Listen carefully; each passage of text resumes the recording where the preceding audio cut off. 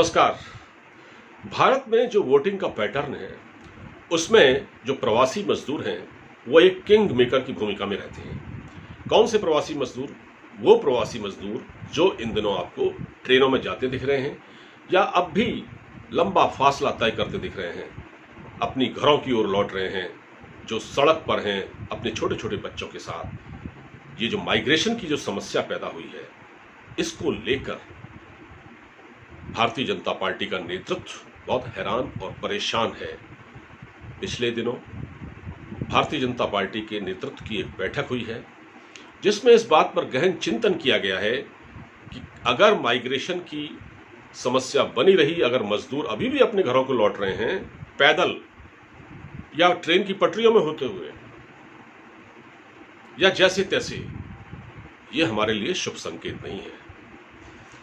Bharatiya Janata party का नेतृत्व इससे वाकिफ है और जानकार लोगों का कहना है कि पार्टी को इसका अंदाजा हो चुका है, इस नुकसान का अंदाजा हो चुका है और इसके डैमेज कंट्रोल के लिए ही, इसकी भरपाई के लिए ही ये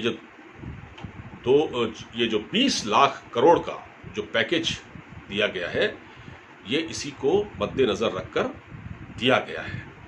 और सरकार अब पूरी तरह से इस पूरे मामले में एक्टिव हो गई है क्योंकि उसे जो फीडबैक मिला है, देश में 10 करोड़ प्रवासी मजदूर हैं और ये प्रवासी मजदूर वो हैं जो सियासी खेल बनाने बिगाड़ने में, यानी सरकार बनाने और बिगाड़ने में पूरी तरह समर्थ हैं। मैंने आपसे कहा कि ये किंग मेकर की भूमिका में रहते हैं और भारतीय जनता पार्टी की जो एक गरीब समर्थक जो छवि बनी थी, प्रो गरीब यानी गरीब समर्थक जो छवि बनी थी, क्योंकि नरेंद्र मोदी जी हमारे जो प्रधानमंत्री हैं खुद भी एक वक्त रेलवे स्टेशन पर चाय बेचा करते थे, उनको चाय वाला नाम से जाना जाता है और उनकी एक गरीब समर्थक एक छवि बनी थी।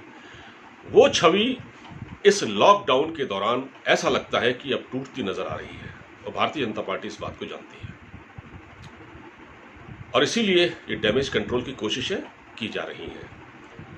भारतीय जनता पार्टी का जो गांव में जो वोटिंग परसेंट था, वो गांव से बीजेपी को वोट नहीं मिलते थे क्योंकि शहरों की पार्टी मानी जाती थी।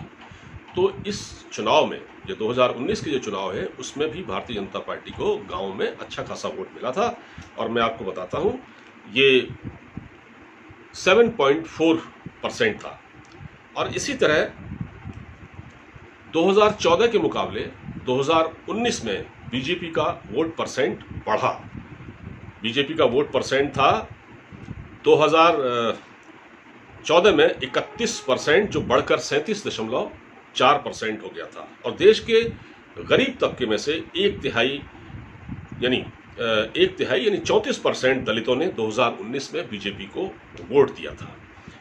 तो बीजेपी के लिए जो गरीब वर्ग है वो वाकई बहुत मददगार रहा है सत्ता तक बीजेपी को पहुंचाने में और भारतीय जनता पार्टी को खास तौर पर इस वर्ग का ख्याल रखना ही रखना होगा, क्योंकि चुनाव केंद्र में तो अभी दूर है, राज्यों में चुनाव होने हैं। जैसे अभी पश्चिम बंगाल में चुनाव होना है 2021 में, उससे पहले इसी साल बिहार में है विधानसभा चुनाव।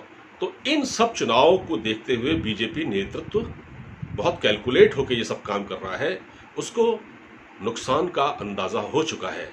और जिस तरह से लॉकडाउन में आपने देखा, लॉकडाउन में यानी जिस तरह से आपने देखा कि लॉकडाउन में एक तरह से एक वर्ग वो था जो घर में बैठा हुआ है, जो मिडिल क्लास के कुछ लोग घर में बैठे हुए हैं, जो दिन में घर में ही रहते हैं और किसी तरह से वक्त काट रहे हैं, कुछ घर से ही काम कर रहे हैं, कुछ लोगों की सैलरी कट रही है, कुछ लोगों की सैलरी नहीं आ रही है, कुछ लोगों को नौकरी से निकाल दिया गया, बेरोजगारी की एक बड़ी समस्या इस देश में पैदा हो चुकी है और दूसरा वो मजदूर है। तो दो हिस्सों में बट गया एक तरह से। तो इस तबके के यानी कि इस प्रवासी मजदूर है, माफ कीजिए, जो प्रवासी मजदूर हैं, उनके मन में ये भावना घर कर गई है कि उनके साथ ठीक नहीं हो रहा है, उनके साथ ठीक नहीं हो रहा है। जिस तरह से उनको धक्के खाने पड़ रहे हैं, कहीं ना कहीं सरकार के लेवल पर ये या कहें मिसहैंडलिंग हुई या पहले से सरकार सोच नहीं पाई, क्योंकि 24 मार्च को सरकार ने लॉकडाउन किया और 25 मार्च को हम देखते हैं, जब रात 12 बजे से लॉकडाउन हुआ, तो हम देखते हैं कि माइग्रेशन की एक ऐसी समस्या पैदा हो गई जो हमने पहले जब देश का जो बंटवारा हुआ था तब देखी थी। ऐसा नज़ारा देखा जब देश का बंटवारा हुआ था, तब हमको ये मंजर देखने को मिला।